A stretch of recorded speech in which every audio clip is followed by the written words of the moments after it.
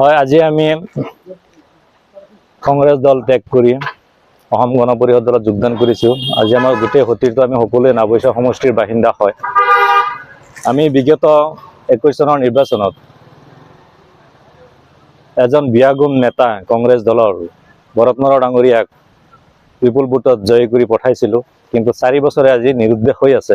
এয়াই হ'ল কংগ্ৰেছ। গতিকে কংগ্ৰেছ দলত থাকি আমি আমাৰ সমষ্টিক আৰু অধপতনলৈ যাবলৈ নিদিওঁ। আমি এতিয়া উন্নয়নৰ স্বাৰ্থত অসম গণ পৰিষদ দলত আমি যোগদান কৰিছোঁ। অসম গণ পৰিষদ দলৰ প্ৰাৰ্থী বসন্ত দাস, তেওঁক জিকাবলৈ আমি চেষ্টা কৰিম আৰু আশা আছে তেখেত যথেষ্ট বিপুল ভোটত জয় হ'ব। এইবাৰ সংখ্যালঘু ভোটেৰে এটা নিৰ্ণায়ক ভূমিকা ল'ব অসম গণ পৰিষদ দলত, কাৰণ যিগৰাকী প্ৰাৰ্থী কংগ্ৰেছ দলে এইবাৰ প্ৰক্ষেপ কৰিছে, এই প্ৰাৰ্থীগৰাকী আমাৰ কংগ্ৰেছ দলৰ পৰা একেৰাহে 2বাৰ পৰাজিত হৈছে, তৃতীয়বাৰ হেট্ৰিক কৰিবলৈ গৈ আছে, আকৌ পৰাজিত হ'ব। আৰু তেওঁ হ'ল যে আমাৰ কংগ্ৰেছ দলৰ মহাৰাজ বুলি যাক কওঁ, ৰকিবুল হুছেইন ডাঙৰীয়া। তেখেতৰ মানে ইমান আদৰৰ পুত্ৰতকৈও বেছি তেখেতে যিকোনো প্ৰকাৰে জিকাই আনিবৰ চেষ্টা কৰিব তাত। কিন্তু যোৱা পঞ্চায়ত নিৰ্বাচনত ৰকিবুল হুছেইন ডাঙৰীয়াই পাবত জিলা পৰিষদ সমষ্টিত 100 গাড়ী লৈ ঘূৰাৰ পিছতো কংগ্ৰেছৰ প্ৰাৰ্থীগৰাকীক জয় কৰাব নোৱাৰিলে। আমি আহ্বান জনাইছোঁ ৰকিবুল হুছেইন ডাঙৰীয়া, আপুনি এইবাৰ আপোনাৰ কেণ্ডিডেট জিকাবৰ কাৰণে নাওবৈচা সমষ্টিত আহক। আমি আপোনাক আহ্বান জনাইছোঁ।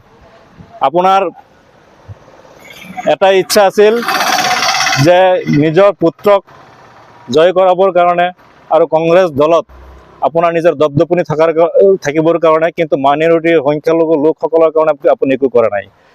ৰকিবুল হুছেইন ডাঙৰীয়াই এই কংগ্ৰেছ দলৰ আমাৰ মুখ্য উপদেষ্টা বুলি ক'ব পাৰোঁ, কিন্তু গৌৰৱ গগৈ ডাঙৰীয়া হ'ল নামমাত্ৰহে। কাৰণ ৰকিবুল হুছেইন ডাঙৰীয়াই সিদ্ধান্তৰ অবিহনে আমাৰ গৌৰৱ গগৈ ডাঙৰীয়াই কোনো ধৰণৰ সিদ্ধান্ত তাত ল'ব নোৱাৰে। গতিকে বৰ্তমান কংগ্ৰেছ দলত কোনো গণতন্ত্ৰ নাই, ৰাজতন্ত্ৰ চলিছে, আৰু তাত স্বাভিমান ব্যক্তি কোনেও কংগ্ৰেছ দলত এতিয়া থাকিব নোৱাৰে। এয়াই আমি ওলাই আহিছোঁ, আমাৰ উন্নয়নৰ স্বাৰ্থত ওলাই আহিছোঁ। আমাৰ নাওবৈচা সমষ্টিৰ উন্নয়ন লাগে, আৰু উন্নয়নৰ স্বাৰ্থত আমি সকলোৱে একত্ৰিত হৈ এইবাৰ চৰকাৰী পক্ষত আমি থাকিম।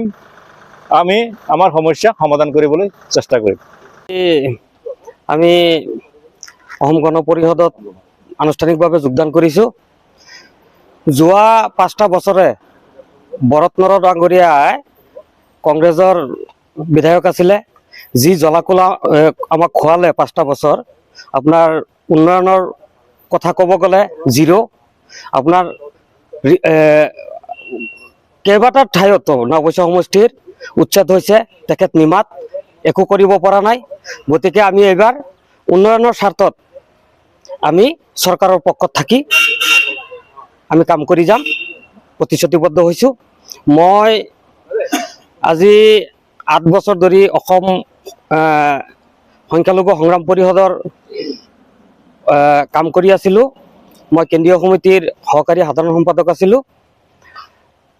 আজি আনুষ্ঠানিকভাৱে যোগদান কৰিছোঁ, আৰু আমাৰ নাওবৈচা সমষ্টিৰ এজন প্ৰাৰ্থী বৰ্তমান আমি পাইছোঁ, খুব ভাল মানুহ তেখেত, বসন্ত দাস ডাঙৰীয়া। তেখেতক আমি যিকোনো প্ৰকাৰে আমি জয়যুক্ত কৰিব চেষ্টা কৰিম।